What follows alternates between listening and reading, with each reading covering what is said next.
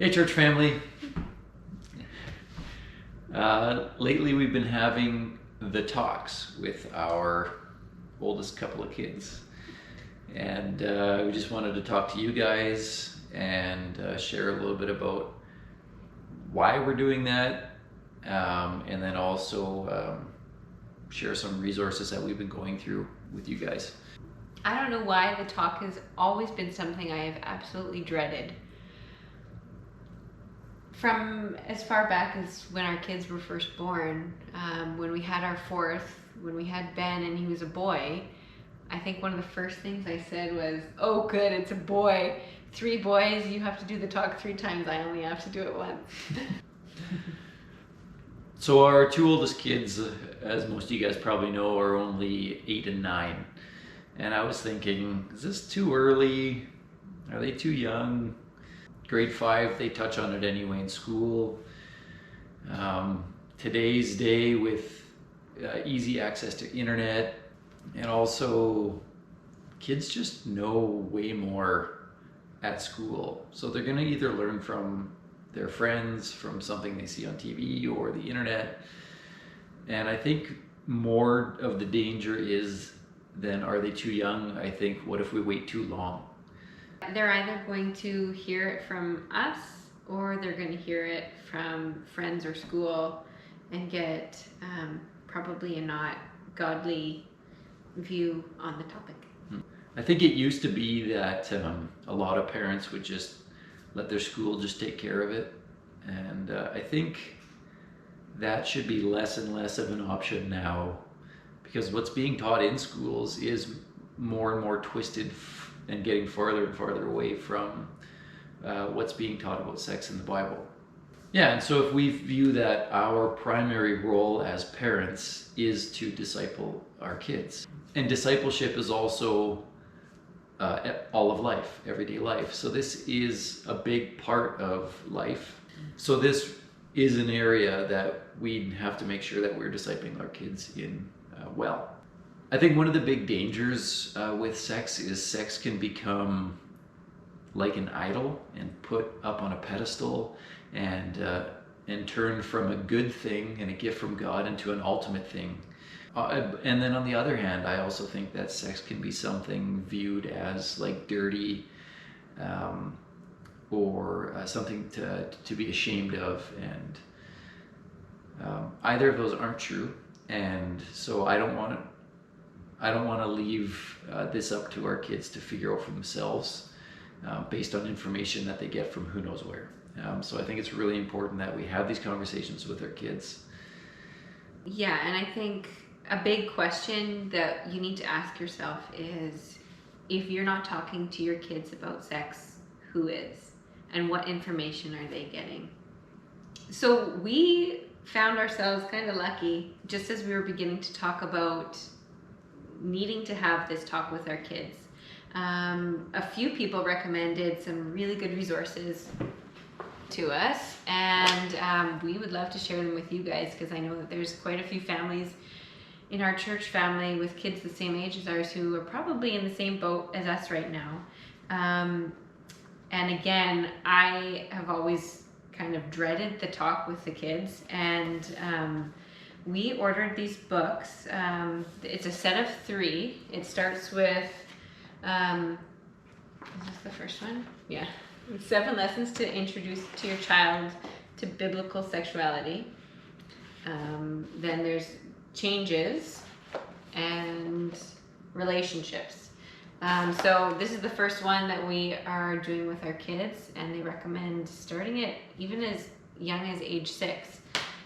They're by a couple, Luke and Trish Gilkerson. And as soon as we started these, I loved them. They put it into like a script for you to talk with your kids. It keeps it really simple, and Avery reminds me every night that we have to read it. She's so into it. Jacob, not so much. That's disgusting. So I don't know how your kids will react, but it actually took the weight off of my shoulders, and the content in them is so good. The things that they cover and talk about. The first I found that the first chapter, it kind of just jumps right in there, so be warned. But Yep. but really good information, and I'm so glad that we're having these conversations with our kids, and it's important. Yeah, I think another big important thing about it is starting the conversation and it not ending. Like the conversation can stay open. So even I've noticed going through the book the first night, Jacob was like uncontrollable laughing, like I could hear it. just through giggling the whole time, all the different body parts, and yeah, he just like his ab muscles must have been sore the next day because he was just laughing the whole time. And then now after the seventh one, it's kind of like he can even say the word sex and not giggle. You talking about it with them, they're more comfortable talking with you back. And that's something that I want to continue, and right up until they're married, basically. That this is something that they're going to continue to learn about and understand more fully. Any questions or issues they might have, I don't want them to feel like they have to completely hide. So the first resource they say is for ages 6 to 11. I think 6 would be pretty young. Yeah. William is 6, and I don't think he's ready yet for this. The maturity level that our 9-year-old boy is at, this is probably I think it's right the right time. Mm-hmm. But William at 6 isn't ready yet. And then the puberty one, they recommend ages 8 to 12. So you can kind of gauge where your kids are at, if they're there yet or not. And then the relationships one is for ages 11 up. So we're saving this one, but you can order the set of 3 on Amazon, or there's a few of us that have them in the church. You can borrow them, get in line to borrow them. Another book that we want to go through with all of our kids is called Good Pictures, Bad Pictures. Some of you have this book, I know, and it's a really good one.